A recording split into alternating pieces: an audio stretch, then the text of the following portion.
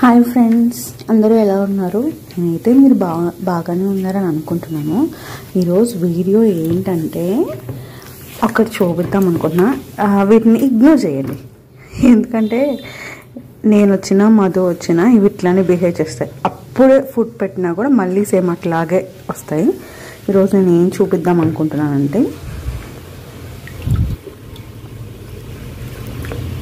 మీకు వీడియోలో కనిపిస్తుందో లేదో, వైట్ కలర్ లాగా ఏదో సమ్ డస్ట్ లాగా ఉంది కదా, కనిపిస్తుందా మీకు? ఇప్పుడు కొంచెం బాగా కనిపిస్తున్నట్టుంది. రియల్ కళ్ళతో చూస్తే ఇంకా ఎక్కువ డస్టే ఉంది ఒక విధంగా చెప్పాలంటే. ఇవి టార్టాయిస్కి వస్తాయి. నేను ఈరోజు అబ్జర్వ్ చేశాను, చాలాసార్లు అబ్జర్వ్ చేశాను కానీ బట్ నేను దాని గురించి స్టడీ చేయలేదు.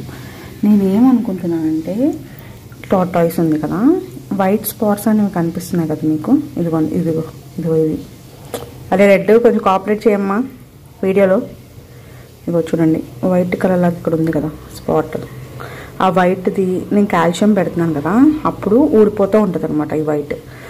లేదు అనుకుంటే వీడి కాళ్ళు ఉన్నాయా, వీడి కాళ్ళకి ఏది వీడి కాళ్ళకి వైట్ కలర్ లాగా ఒక లేయర్ ఫామ్ అవుతుంది. అదన్నా ఊడిపోతూ ఉండొచ్చు. అది ఎప్పటి నుంచి ఊడుతుందంటే, నేను ఆ కాల్షియం పెట్టినప్పుడు మాత్రమే ఊడుతుంది అనమాట. లేకపోతే ఈ చుట్టూరా పేరుకుపోద్ది. మనం పీకలేం దాన్ని, నొప్పి వస్తుంది కదా.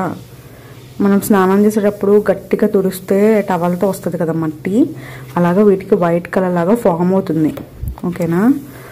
వాటర్ నేను ఎప్పటికప్పుడు మారుస్తూనే ఉంటాను, అయినా కూడా ఇట్లా ఫామ్ అవుతూ ఉంటుంది. చూసారా, ఇదిగో నా చేతికి కూడా అంటుకుంది వైట్ కలర్ లాగా. సో అవంతా ఊడిపోతూ ఉంటుంది అన్నమాట. అది చెప్దామని ఈరోజు ఈ వీడియో తీస్తున్నాను. అర్థమైందని అనుకుంటున్నాను. మళ్ళీ నెక్స్ట్ వీడియోలో కలుద్దాం. Bye friends. వైట్ స్పాట్స్ అనేవి ఎందుకు వస్తాయంటే, వీటికి కాల్షియం అనేది తక్కువ ఉండడం వల్లే వస్తుంది. అందుకనే మనం కాల్షియం ఖచ్చితంగా పెట్టాలి. ఇందా చెప్పడం మర్చిపోయాను. బాయ్.